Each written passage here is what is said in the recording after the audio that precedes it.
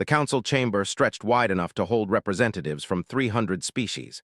Lisa Morgan stood at the human podium, her hands gripping the edges as she looked out at the sea of alien faces. Some had scales, others had fur, and a few were just clouds of gas held in containment suits.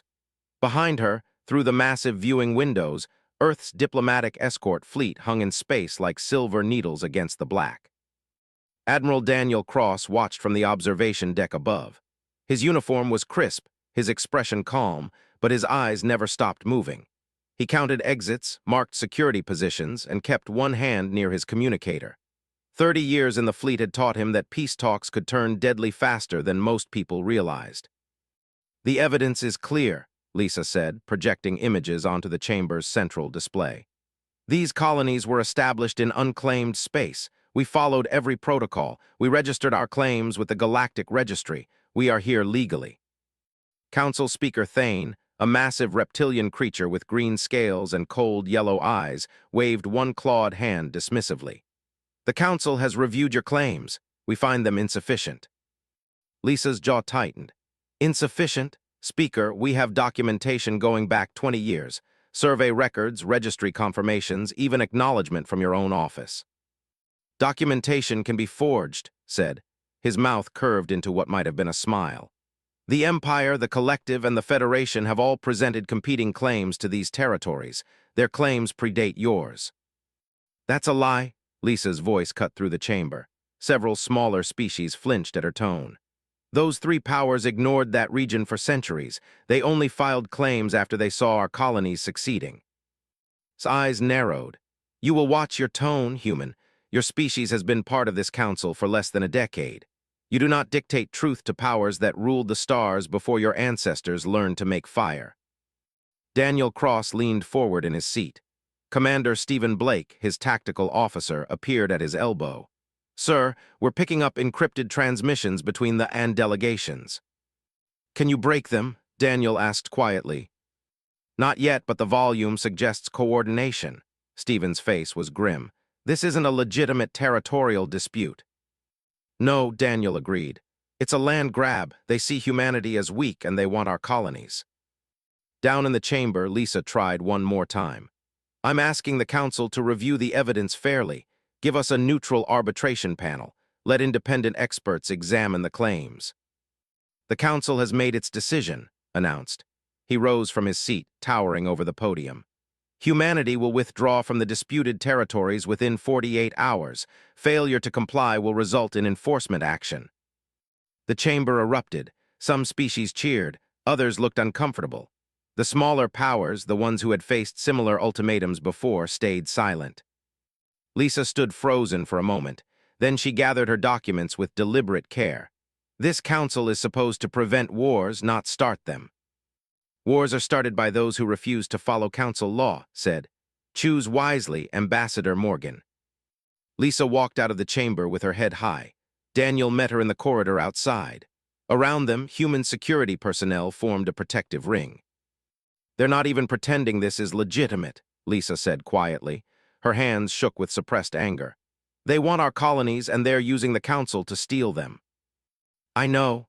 Daniel guided her toward the secure communications room. "We've been monitoring enemy fleet movements. And all have major military forces moving toward our border systems." Lisa stopped walking. "They planned this. The peace talks were just theater." "Probably." Daniel opened the door to the communications room. Inside, holographic displays showed the tactical situation. Red markers indicated enemy fleets. Blue markers showed human positions. There were a lot more red than blue. "Can we hold?" Lisa asked. "Against three major powers simultaneously," Daniel studied the displays. "Not with what they can see." Lisa caught the emphasis. "What they can see." Daniel smiled. It wasn't a pleasant expression. "Earth didn't send just a diplomatic escort, Ambassador. We've been positioning forces for 3 weeks. We just kept them very quiet." "How many ships?" "Enough." Daniel pulled up a secure channel. "But first, we need to make something clear to the galaxy. They need to understand what happens when humanity tries peace and gets war instead." Lisa looked at the displays again. The enemy fleets were huge. The Empire alone had more ships than Earth's entire colonial defense force. "They think we'll run. That's what other species do when the Council turns against them. They abandon the colonies and retreat to their home systems. Yes, Daniel said. That's exactly what they think. But we're not going to run. No, Daniel's expression was stone. We're going to teach the galaxy something about humanity. We came here wanting peace. We brought fleets to protect our diplomats, not to threaten anyone. But those fleets didn't come here just to look impressive. They came prepared for war. Lisa activated the communications array. I need to send a message to Earth. Already done, Daniel said. Fleet Admiral Richard Hayes received our situation report 6 hours ago. His response was simple: hold position and wait. Wait for what? For them to make the first move. We tried peace. We presented evidence. We followed their laws. When they attack our colonies, the galaxy will see who the aggressors really are. Lisa's communicator buzzed. She read the message and felt ice in her stomach. The vote just came through. The Council formally authorized enforcement action. They're giving the permission to attack our colonies. Daniel's jaw clenched. Then it's war, not because we wanted it, not because we started it, but because we refuse to be victims. What do we do now? Now, Daniel moved to the main communications console. Now we send a message, not just to Earth, to everyone. The whole galaxy needs to hear this. He opened every channel, emergency frequencies, diplomatic networks, even civilian broadcasts. When he spoke, his voice went out to billions of beings across hundreds of worlds. This is Admiral Daniel Cross of the Earth Unified Fleet. The Galactic Council has chosen war. They rejected evidence. They dismissed justice. They authorized 3 major powers to seize human colonies by force. Humanity came to this station seeking peace. We followed every law, we respected every tradition, and we were betrayed. He paused, letting the words sink in across the galaxy. Captain Gregory Stone watched the sensor displays with growing concern. The colony world of New Haven hung below his ship, blue and green and full of life. 50,000 humans lived down there. Farmers, engineers, teachers, families. His job was to keep them safe. Right now he was failing.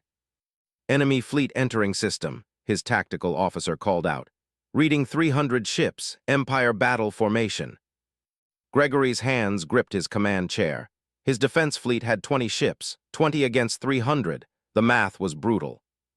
All ships battle stations, civilian evacuation shuttles. You have 30 minutes to get people to the shelters.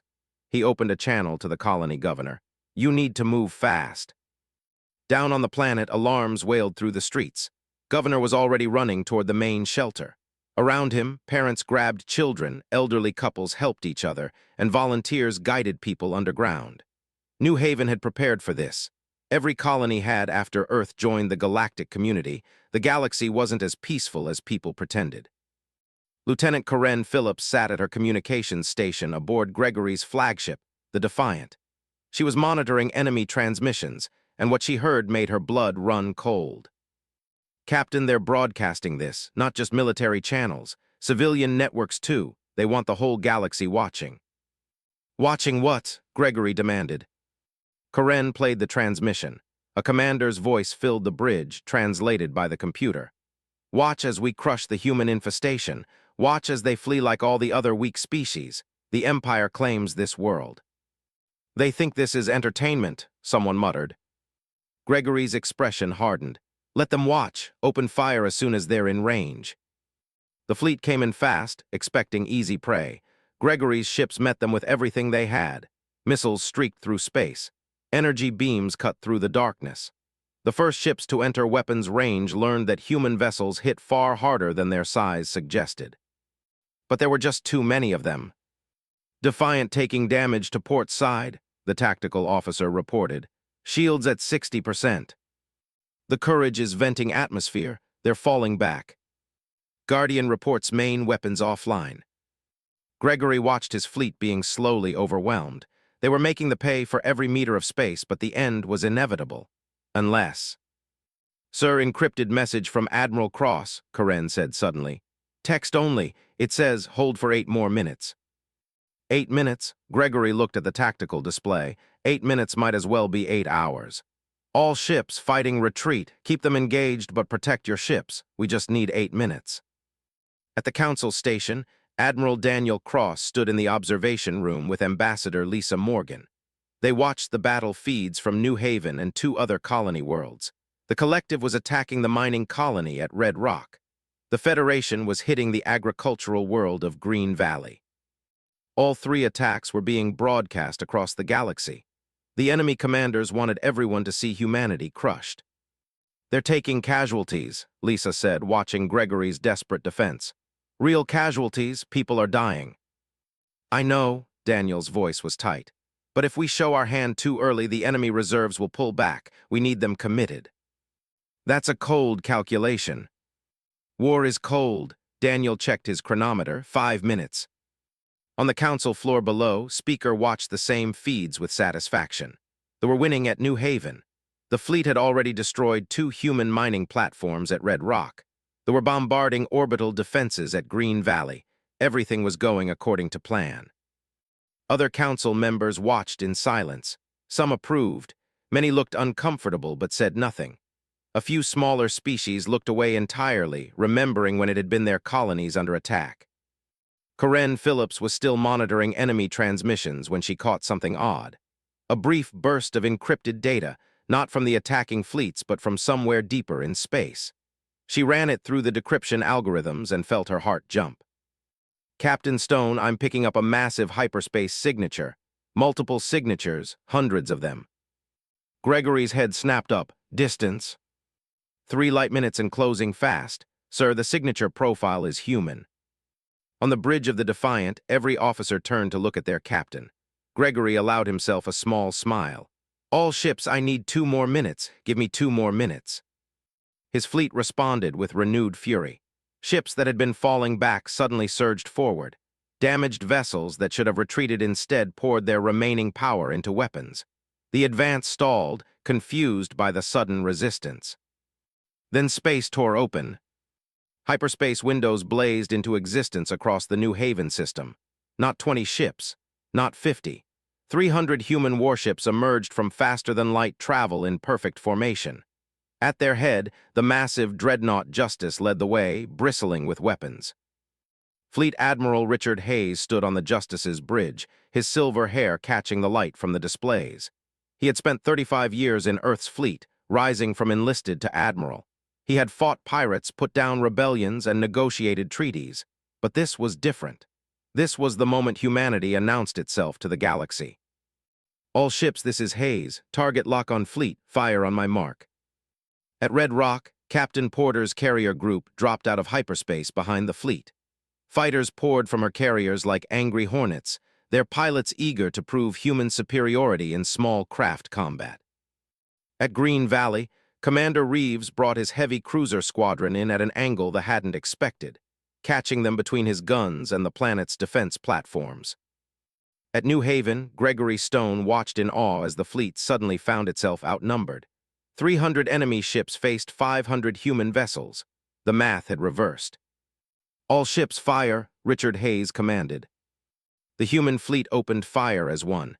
Missiles by the thousands, energy weapons that could crack a moon, firing projectiles at a fraction of light speed.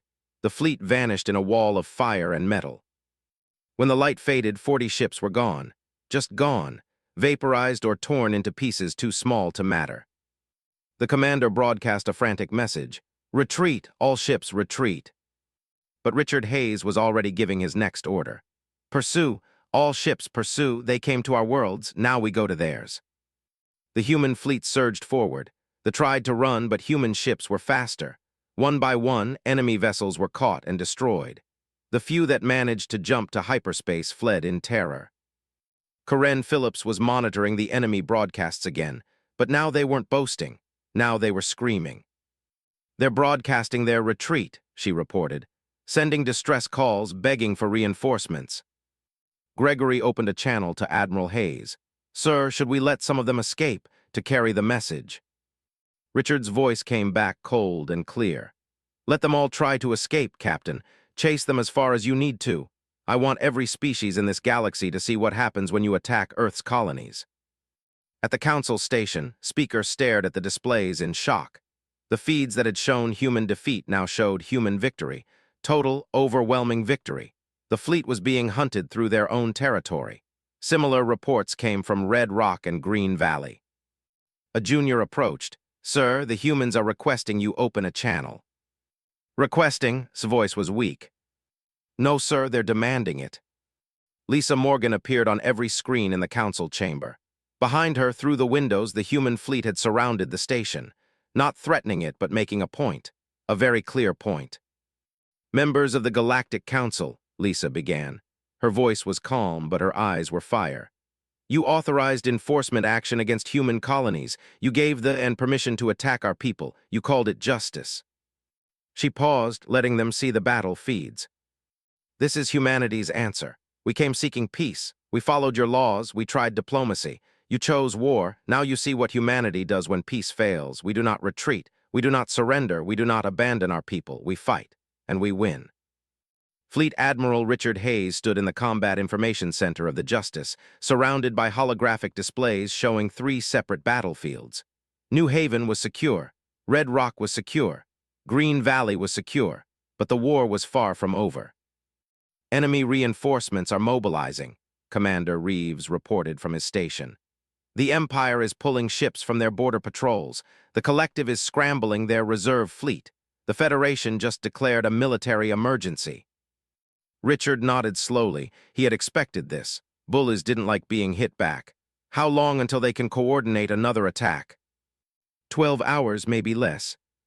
"Then we have 12 hours to make sure there isn't another attack." Richard activated the fleet-wide channel. "All ships, this is Hayes. We're not waiting for them to regroup. We're taking the war to them. Set course for space. Maximum speed." Captain Porter's carrier group was already moving. Her fighter pilots had destroyed the fleet at Red Rock and were eager for more.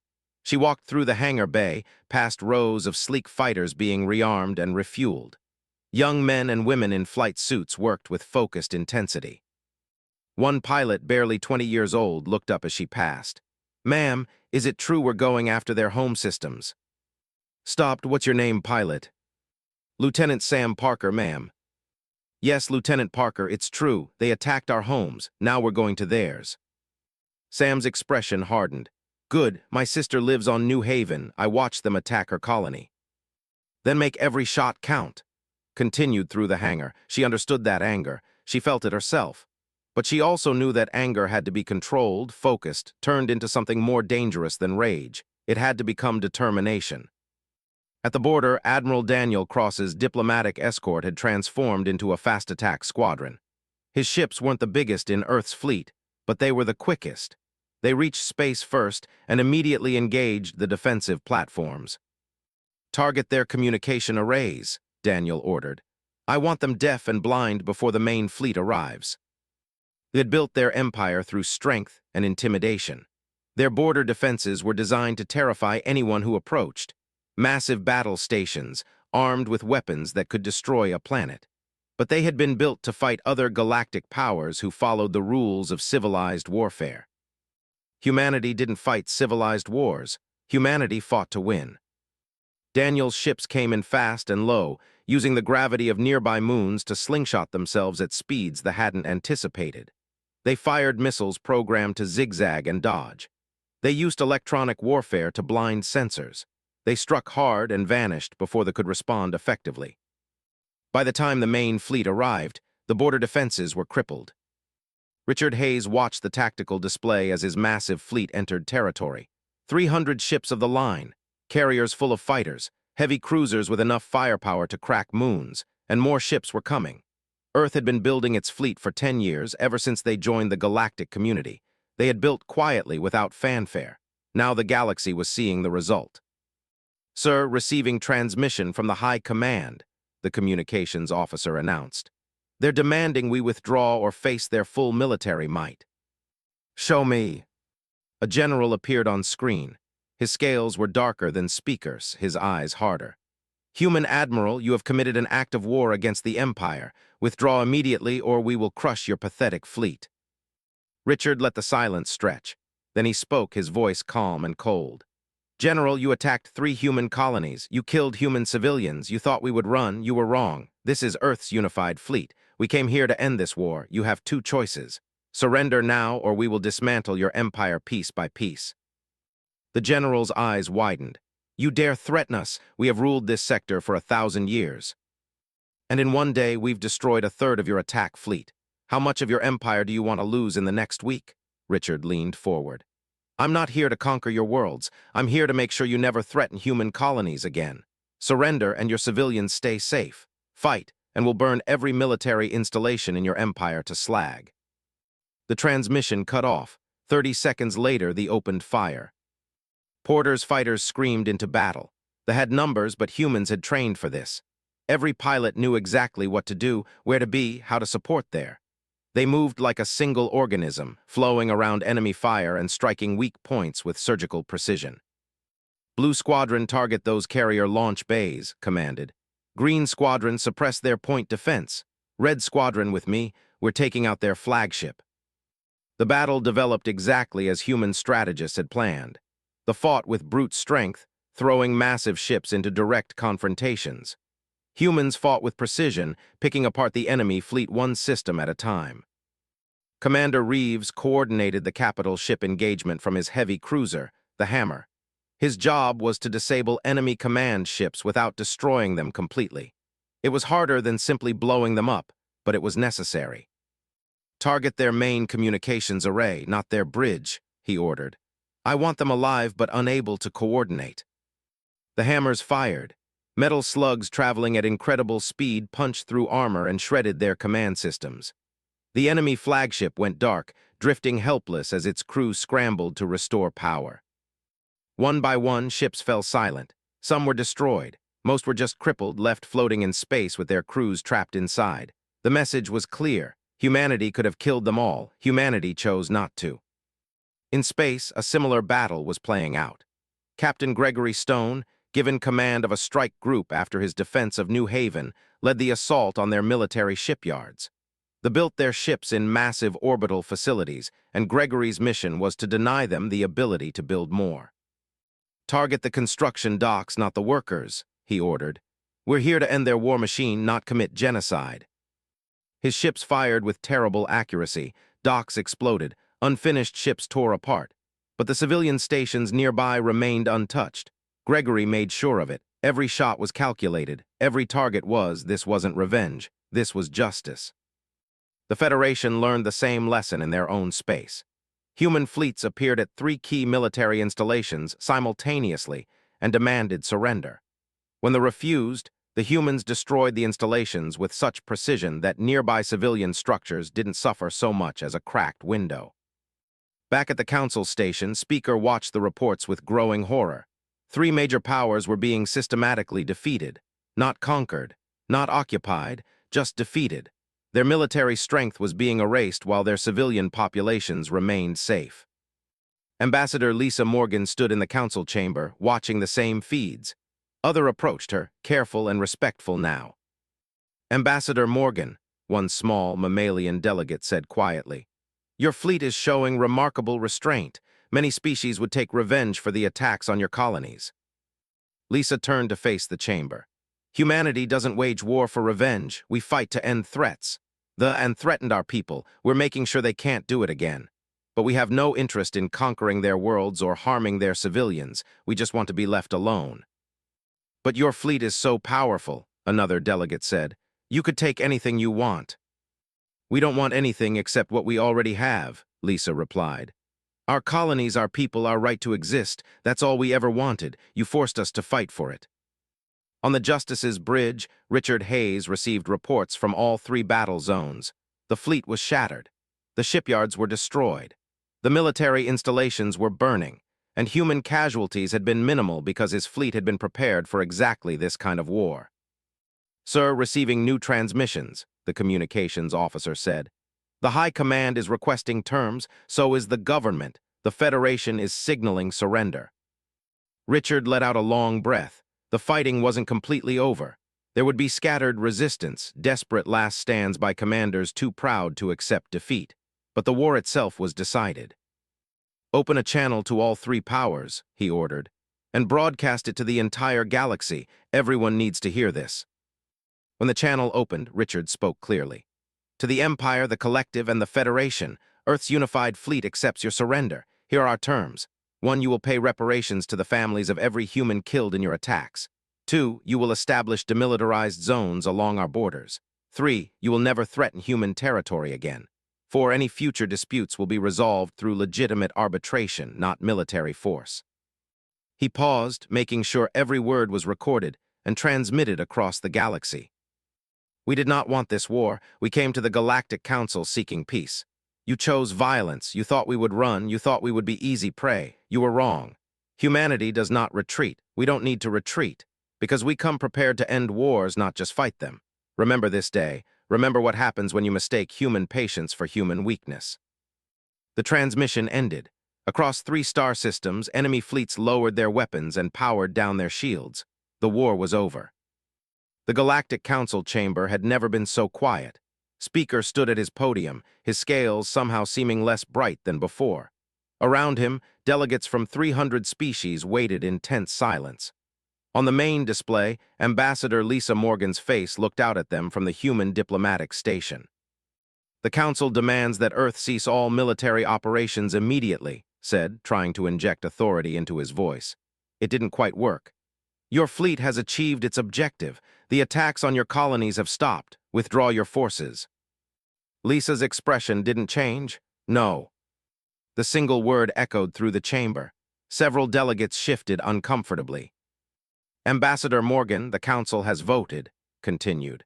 712 votes in favor of immediate cessation of hostilities. Only the human delegation voted against. I don't care about your vote, Lisa said calmly. You voted to authorize attacks on our colonies. You voted to let the end try to destroy us. Now you want us to stop defending ourselves? No, the war ends when we say it ends. A small, insect-like delegate stood up. But Ambassador, your fleet has won. The enemy has surrendered. What more do you want? Lisa leaned forward. We want to make sure this never happens again. And attacked us because they thought we were weak. They thought we would run. The Council voted to let them try because you thought the same thing. Now you're all going to learn what happens when you mistake human patience for weakness. At the edge of space, Admiral Daniel Cross's fleet had established a blockade. No ship entered or left without human inspection. Merchant vessels sat idle at jump points, their captains furious but helpless. The mighty empire, which had terrorized weaker species for centuries, was now trapped in its own territory. Sir, receiving another transmission from High Command, the communications officer reported. They're begging us to allow medical supply ships through. Daniel studied the request. It was legitimate. A civilian station needed medication. Inspect the ship thoroughly. If it's carrying what it says it's carrying, let it through, but maintain the blockade for all military vessels. His executive officer, Commander Stephen Blake, looked uncomfortable. Sir, some of the crew are asking why we're maintaining the blockade. The surrendered. The government surrendered, Daniel corrected. But there are still military commanders who haven't accepted that. I'm not lifting this blockade until every warship is accounted for and disarmed. In space, Captain commanded the fleet monitoring their territory. They were more pragmatic than They had accepted defeat quickly and were cooperating with human forces, but wasn't taking chances. Captain, they are requesting permission to begin rebuilding their civilian shipyards, his tactical officer reported. Civilian only, replied. Tell them we'll allow it, but any military construction will be destroyed immediately, and will be stationing observers at every facility. They accepted the terms without complaint. They understood they had lost, and they understood that arguing would only make things worse. The Federation was different. They hadn't fully accepted defeat. Pockets of resistance still fought, and scattered ships were attempting to raid human supply lines. Fleet Admiral Richard Hayes studied the tactical reports with growing frustration. The government surrendered, but their military commanders are still fighting. Why? Commander Reeves pulled up intelligence data. Pride, sir. They have never lost a war in their history. Some of their commanders would rather die fighting than accept defeat. Then we'll accommodate them, Richard said coldly. All ships in space, you are authorized to use lethal force against any military vessel that refuses to surrender. But I want 0 civilian casualties. 0. If you can't guarantee a clean shot, don't take it. The orders went out. Human forces in space began systematically hunting down the holdouts. It wasn't easy. There were excellent tacticians, and they knew their own territory better than the humans did. But they were alone, cut off from reinforcements and supplies. One by one, they were found and destroyed. Captain Porter's fighters cornered a battle group near an asteroid field. The commander refused to surrender and opened fire. Watched the tactical display as her pilots maneuvered around the asteroids, using the terrain to their advantage. Blue Squadron reports lock on the flagship, her tactical officer said. Hold fire, ordered. Open a channel to that ship. The commander appeared on screen. He was a tall being with purple skin and 4 arms, his face twisted with rage. Human scum, we will never surrender to you. Commander, you're surrounded, said calmly. Your shields are down, your weapons are damaged. I have 40 fighters with clear shots at your ship. I don't want to kill you and your crew. Surrender now. Death before dishonor. They cut the transmission and tried to fire his remaining weapons. Closed her eyes briefly. All squadrons fire, make it quick. The flagship exploded in a bright flash. Felt sick, but she understood the necessity. You couldn't show mercy to people who refused to accept it. Back at the council station, Ambassador Lisa Morgan was meeting with delegates from smaller species. These weren't the great powers. These were the victims, the species that had been bullied and exploited by larger civilizations for centuries. One delegate, a small, furry creature named, spoke quietly. Ambassador Morgan, my people have faced the same thing you did. 12 years ago, they attacked our colonies. We brought our case to the council. They voted against us. We had to abandon our settlements and retreat to our home world. We lost everything. Lisa listened to similar stories from a dozen other delegates. The pattern was clear. The council didn't protect the weak, it protected the strong. What you did, continued, standing up to the council, fighting back when they betrayed you. My people could never do that. We don't have the strength. It's not about strength, Lisa said. It's about refusal to accept injustice. We could have retreated. We could have abandoned our colonies, but we decided that running away just encourages bullies, so we stayed and fought. And now are the ones retreating, another delegate said with clear satisfaction. The whole galaxy is talking about it. The great powers that everyone feared are being humbled by the newcomers. Lisa shook her head. We're not trying to humble anyone, we just want to be left alone. But you won't be, said seriously. After this, every species in the galaxy will know humanity can't be threatened. Some will respect you, some will fear you, some will hate you. You've changed everything. Admiral Daniel Cross joined Lisa for a private meeting in the diplomatic suite. Through the windows, the human fleet still surrounded the station, a constant reminder of Earth's military power. The High Command just sent new terms, Daniel said, handing Lisa a data pad. They're offering to pay triple the reparations we asked for if we'll lift the blockade sooner. Lisa read through the offer. They want to save face. Their hopping money will make us go away. Will it? Daniel asked. No, Lisa set down the pad. We're not doing this for money. We're doing it to make sure every species in this galaxy understands what happens when they attack humanity. The blockade stays until every warship is disarmed and their military is reduced to defensive forces only. That could take months. Then it takes months. Lisa looked out at the stars. Earth sent you here with orders to end this war permanently. That doesn't mean just winning a few battles. It means making sure no one ever tries this again. Speaker requested a private meeting with Lisa. She agreed, curious about what he wanted. They met in a secure room, just the two of them. Look different now, less arrogant, more careful. Ambassador Morgan, I want to propose a compromise. I'm listening.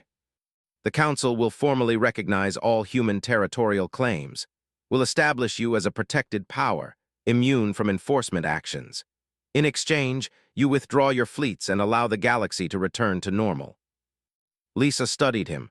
You want everything to go back to the way it was. You want to pretend this didn't happen. I want to prevent further bloodshed, said. Your point has been made. Everyone understands that humanity is strong. Now let's move forward. Move forward? Lisa's voice was cold. Speaker, you personally authorized attacks on our colonies. You knew those attacks would kill human civilians. You didn't care. And now you want us to just forget about it and move on. I was following council procedures, protested. The vote was legitimate. The vote was a farce, Lisa said.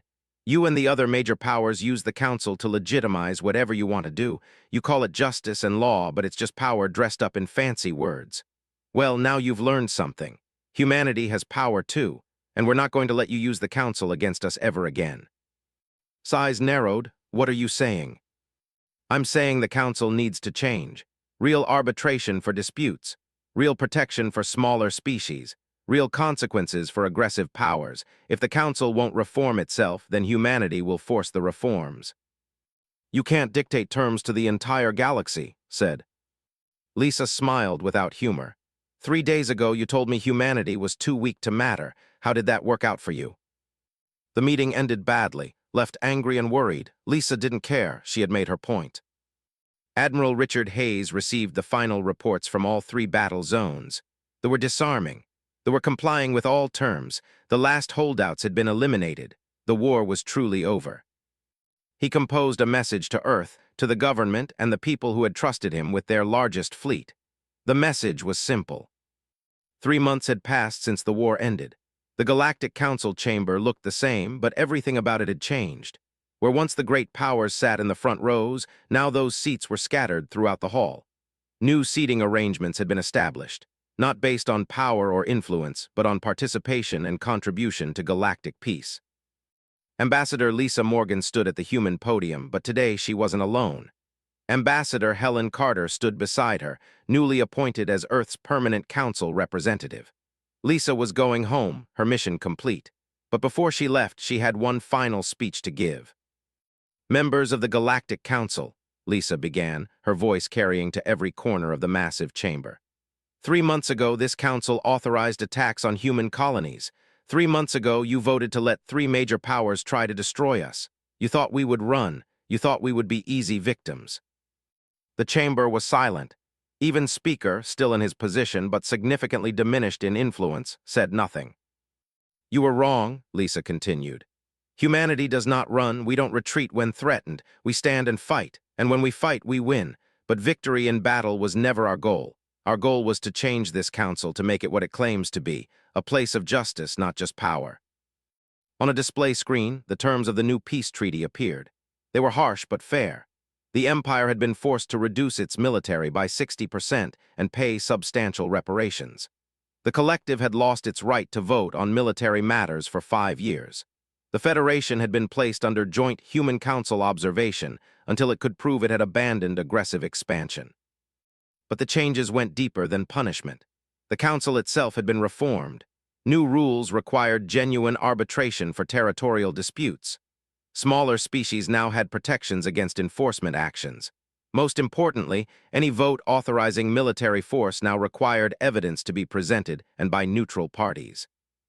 Fleet Admiral Richard Hayes sat in the observer's gallery, his uniform decorated with new medals from Earth's government. Beside him, Admiral Daniel Cross and Captain Gregory Stone watched Lisa's speech. They had spent the past 3 months supervising the demilitarization of enemy forces and establishing human military bases in strategic locations. Do you think it will last? Gregory asked quietly. The reforms, the peace. Daniel considered the question.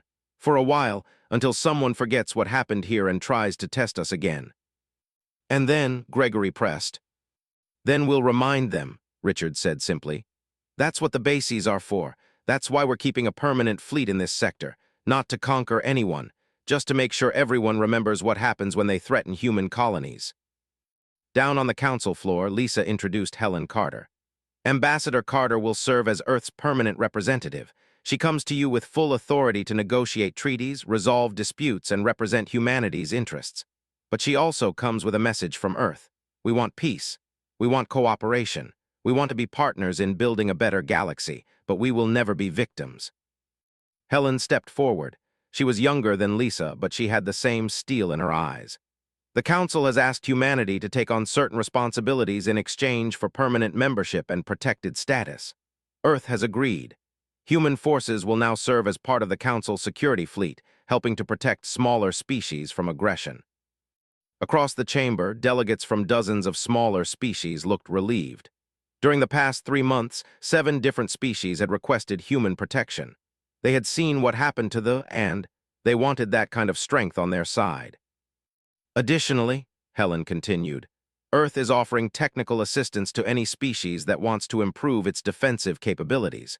We're not going to be the galaxy's only military power. We're going to help create a balance where aggression is too costly for anyone to attempt.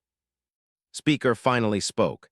Ambassador Carter, the Council appreciates Earth's willingness to contribute to galactic security. But there are concerns. Your fleet is extremely powerful. How can we be sure humanity won't become the next aggressive power? Helen met his gaze steadily. You can't be sure, just like we couldn't be sure the Council wouldn't betray us. That's why Earth is proposing mutual oversight. Human forces serving in Council security will operate under joint command. Council observers will be stationed at human military bases. Transparency and accountability, Speaker, not trust. Trust has to be earned. The vote came 2 hours later. The Council formally accepted Earth as a permanent member with full voting rights and veto power. The vote was nearly unanimous. Only the and voted against it, and even they didn't vote against it too loudly.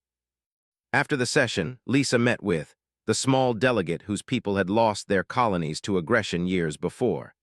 Ambassador Morgan, my government wants to know if Earth's offer of protection extends to us. It does, Lisa confirmed. In fact, I've already discussed your situation with Admiral Hayes. If your people want to resettle your old colonies, human forces will help you establish security there. Eyes filled with tears. We thought those worlds were lost forever. They were under the old system, Lisa said gently. But the system has changed. The strong don't get to just take what they want anymore, not without consequences.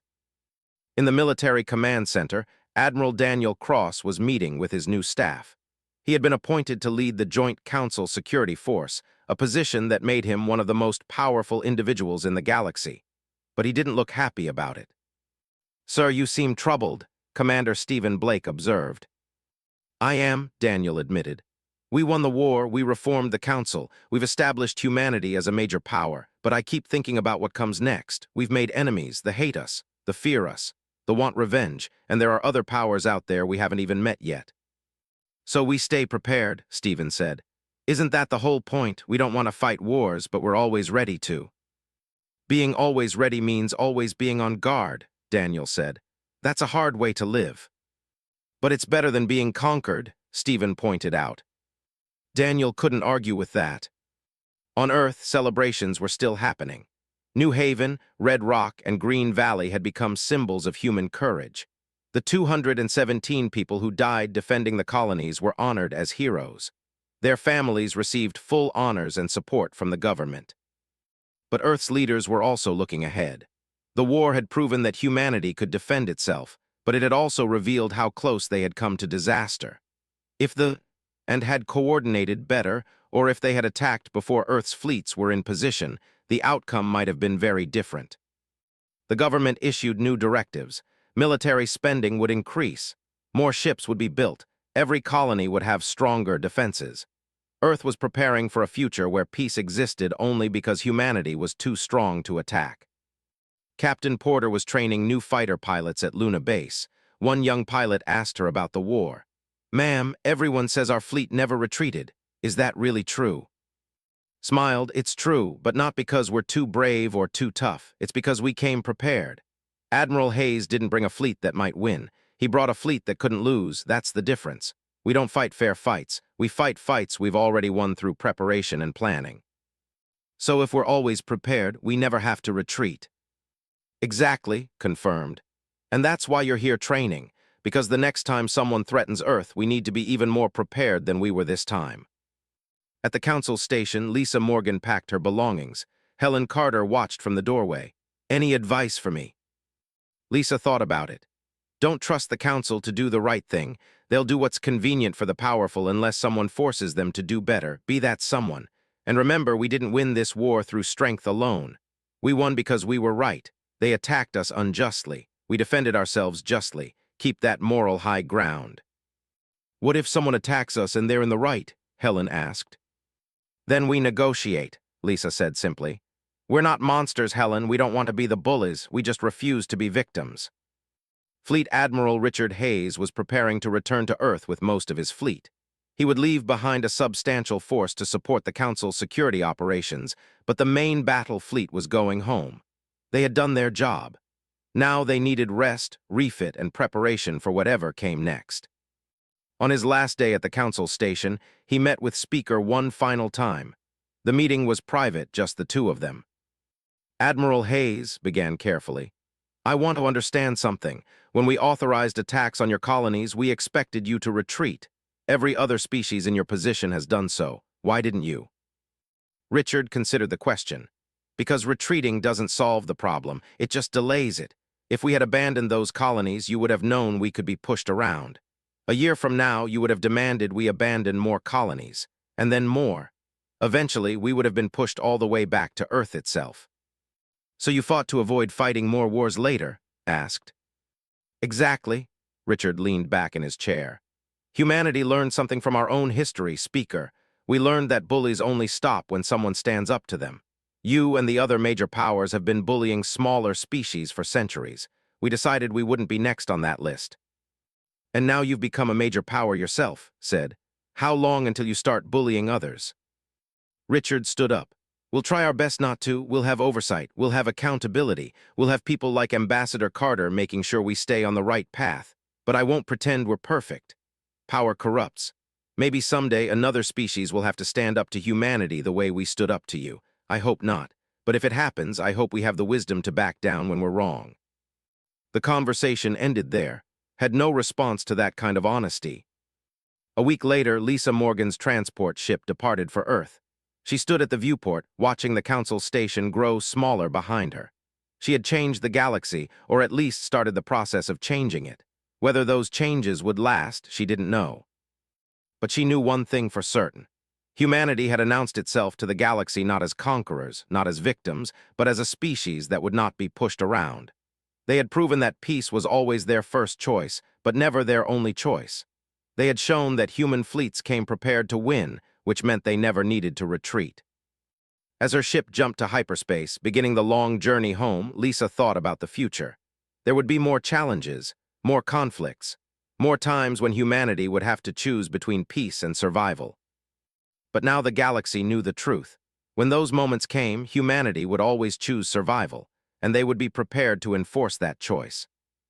Across the galaxy, in classrooms and academies, in military briefings and diplomatic sessions, people were already studying what happened. The war had lasted less than a week. The consequences would last for generations. A young alien student asked their teacher, why did humanity's fleets never retreat? The teacher, who had watched the whole war unfold, gave the only answer that made sense. Because they came prepared to win, because they planned for every possibility, because they understood that peace is not the absence of strength, but the result of being too strong to attack safely. Humanity's fleets didn't need to retreat because retreat was never part of their plan. They came to end the war, not survive it. Remember that lesson. In this galaxy, peace belongs to those prepared for war. The student nodded, understanding. Across hundreds of worlds, millions of beings were learning the same lesson. The galaxy had changed, not because humanity wanted to change it, but because humanity refused to be changed by it. They had come seeking peace. They had been given war, and they had won so decisively that no one would dare force them to fight again. Earth's fleets returned home to celebrations and honors, but they didn't disarm. They didn't relax. They stayed ready, knowing that the price of peace was eternal vigilance. And in the depths of space, in human shipyards and training facilities, new ships were being built and new warriors were being trained. Because humanity had learned its lesson too. Peace was wonderful, but only if you were prepared to defend it. The galaxy would remember this. Earth's fleets never retreated. They never had to. They came prepared to win. Mission accomplished. Human colonies are secure. Enemy powers have surrendered. Total human casualties, 217. Enemy military casualties, approximately 40,000. Civilian casualties, 0. Earth's fleets never retreated. They didn't have to. We came prepared to win, and we did. The message traveled through space, reaching Earth 12 hours later. When it arrived, celebrations erupted across the planet. Humanity had faced 3 major galactic powers and won, not through luck, not through desperation, through preparation, discipline, and absolute refusal to back down. In the council chamber, the delegates were learning the same lesson. The galaxy had a new power, and that power had just announced that it would not be pushed around. It had lasted less than 18 hours. In that time, humanity had announced itself to the galaxy not as conquerors, but as something perhaps more frightening. As a species that couldn't be bullied, couldn't be threatened, and wouldn't back down. a species that planned for war even while seeking peace. Admiral Daniel Cross rejoined the main fleet, his ships battered but victorious. He stood on his bridge and looked out at the stars. Somewhere out there, hundreds of species were learning a new truth about humanity. Earth's fleets never retreated because they never had to. They came prepared to win. The transmission ended. In the council chamber, 300 species sat in absolute silence. Above them, Admiral Daniel Cross smiled. The trap had worked perfectly. The enemy had committed their forces to attacks they thought would be easy victories. Instead, they had walked into a killing field. And the galaxy was watching every second of it. To the Empire, the Collective, and the Federation, you wanted war, you have it. To the people of Earth and all human colonies, we do not retreat. We do not surrender, we do not abandon our people. To the Galactic Council, you will learn today what it means to choose war with humanity. We are coming, and we never retreat. The transmission ended. Lisa stared at Daniel. That's going to start the war. No, Daniel said quietly. They started it when they planned this betrayal. We're just making sure they understand what they've begun. Through the windows, the human escort fleet began to move.